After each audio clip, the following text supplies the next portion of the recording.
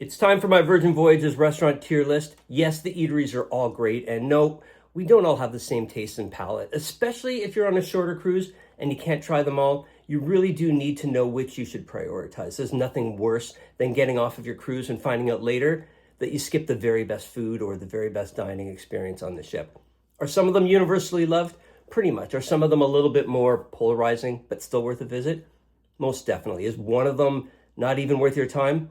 Let's just say that sure, there might be one that we won't waste an evening at, but that's my opinion. Actually, I'd say that's my opinion, but I think it's a pretty common one. Ahoy sailors, my name is Rob and I'm here to tackle Virgin Voyages one topic at a time. Welcome to OVT. So let's get started with one of those universally loved eateries. And yes, Virgin calls their restaurants eateries. The Wake is Virgin's elegant steakhouse meets seafood restaurant. Think perfectly cooked premium cuts of beef, oysters, classic sides in a really nice refined setting. If you're going to dress up one night, this is probably the place that you're going to do it. It's a beautiful restaurant with incredible aft views. The food is great, and try to get here for brunch as well if you can. This is one of my favorites, to be honest. The desserts aren't great. I've had the Baked Alaska twice, and both times the center was frozen solid. But I also had the Apple Tatin on our last cruise, and it was much better. I'd give it probably an 8 out of 10. For me, the Wake is an easy A. Maybe if the desserts were better, it would have made the super tier, but this is an eatery that you don't want to miss. Another one that's loved is Extra Virgin. They make their own pasta in-house. They have some great sauces and some really neat dishes. It's good, solid comfort food. And I think that's why so many people love it. On our last sailing, Extra Virgin didn't have their carpaccio appetizer, which I absolutely love on the other ships. And for some odd reason, they also didn't have their carbonara sauce. Actually, I'd heard that they've rolled out some menu variations from ship to ship. And being honest, I found that disappointing, as did a couple of the others that were traveling with us. For me, this is a solid meal, but I don't think it's as special as the Wake. Extra Virgin gets a very respectable B and will continue to eat there on every ship that we sail on.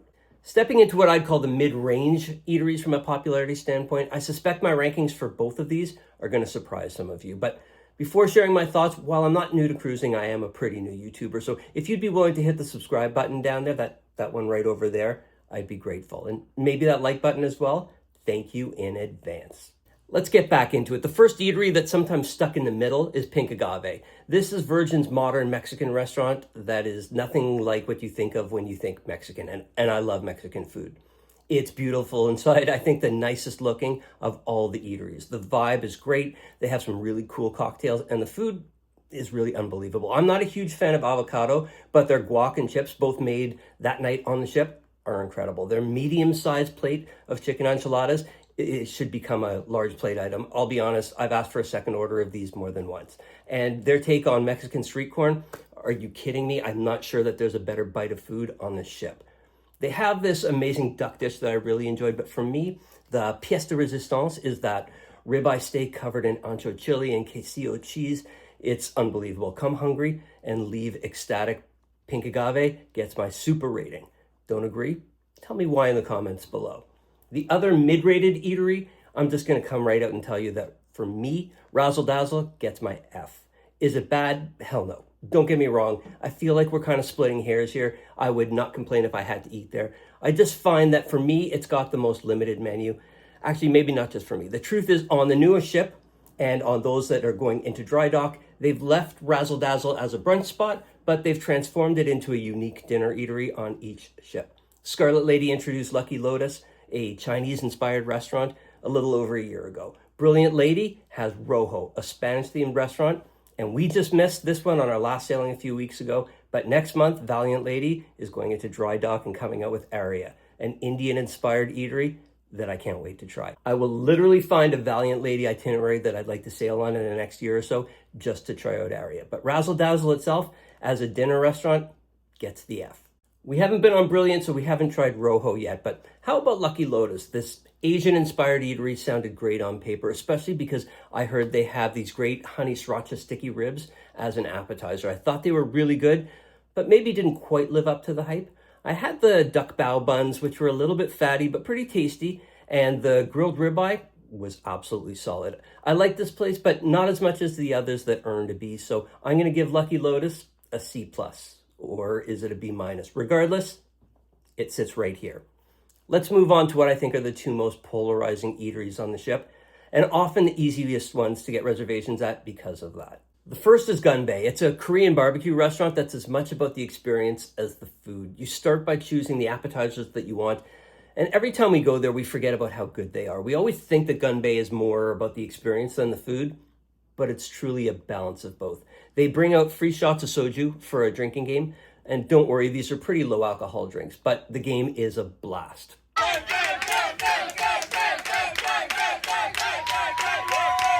Next up, your server will come and cook a bunch of meats and seafood and veggies right there in front of you. And as somebody who's allergic to seafood, don't worry, they'll accommodate you. The others didn't miss out. Our server just made the seafood last so it didn't contaminate the grill. The food is really, really good. And I think Gunbae gets a bad reputation simply because so many people have such narrow food preferences. And also, just know that in advance, you'll be seated in groups of 6 to 8. If you're not open to having dinner with other people, then this might not be the eatery for you. But for us, Gunbae gets a B. We love it. Next up is Test Kitchen, and where do I even begin with Test Kitchen? You know, Tracy likes to tell people that I have the palate of a 12-year-old. I am not an adventurous eater, but the first time we sailed on Virgin, I was like, well, when in Rome, right? If you don't know, Test Kitchen is their experimental tasting menu style eatery that's heavily focused on technique and presentation. If you Google it, it'll tell you that it's best for adventurous eaters who enjoy trying something different. And I think that totally scares people away. My advice is just go and try it. If you don't like it, head over to the Galley afterwards and grab a burger. But they have 3 different menus that they rotate through. And admittedly, one of the real challenges is that when you book your reservations in advance, you don't know which will be served that night. But if you do get one that you're not super excited about, you can head up to the host and they'll be happy to book you on another night. So on our last sailing, we did exactly that so that we could finally try this menu C. A couple of things to add.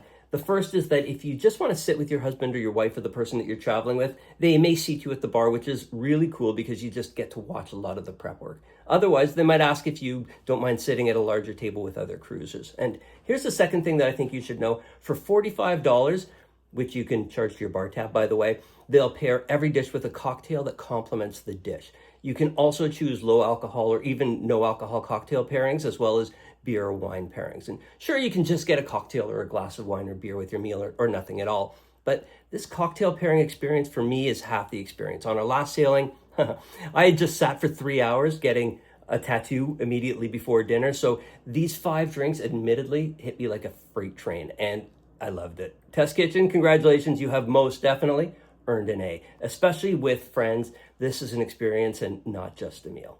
Okay, because I suggested grabbing a burger at the Galley if you don't love Test Kitchen, let's move away from the reservations required eateries over to the ones that you can just show up at. You've likely heard that Virgin doesn't have a buffet. Well, the Galley is the closest thing you're going to get to a buffet. Think of it almost like a mall food court where the food is on the quicker side, but it's still cooked fresh for you. You can walk from station to station and order there, or you can just grab a seat at one of the booths, raise that little red ahoy flag, and a server will come over and serve you.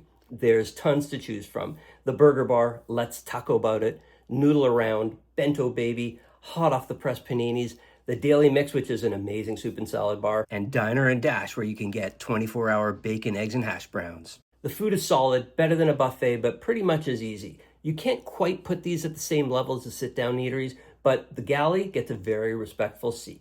The pizza place, well, this may also be a little controversial, but I feel like it's just okay. I've said many times before, we've been on 5 different cruise lines, and we'll always choose Virgin first. However, I'll admit that I've had some pretty damn good pizza at sea. Like almost everything else, Virgin does pizza a little bit differently from the others. You walk up and you order your mini pizza fresh. There's a few that you can choose from, and then you'll grab a seat and you'll wait for them to cook it for you, which is going to take about 20 minutes.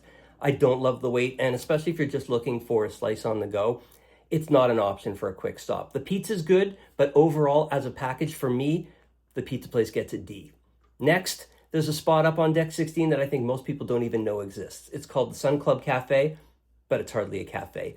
It's an Asian fusion spot that's known mostly for their poke bowls and their bao buns and things like that. Remember that time that I told you I was allergic to seafood? So full transparency here, I have never eaten at this place because everything that they have is fish or in a fish sauce, or it's just really, really close to fish. Anyway, having said that, Tracy loves it.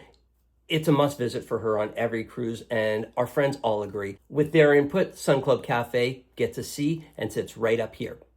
Last on my list, but not in my heart, is the dock. Like Sunub Cafe, you probably wouldn't have your dinner here, but you could. It's Mediterranean-style small plates of food, and we've never had anything there that wasn't really, really good. The dock is where we go after we board on embarkation day. We grab a seat outside at the back of the ship, we raise our ahoy flags, and we get ready to feast. Personally, I absolutely love the hanger steak tapas. I special ordered mine without the anchovy, and they're always really careful about that. I also love the fire roasted chicken thigh tapas.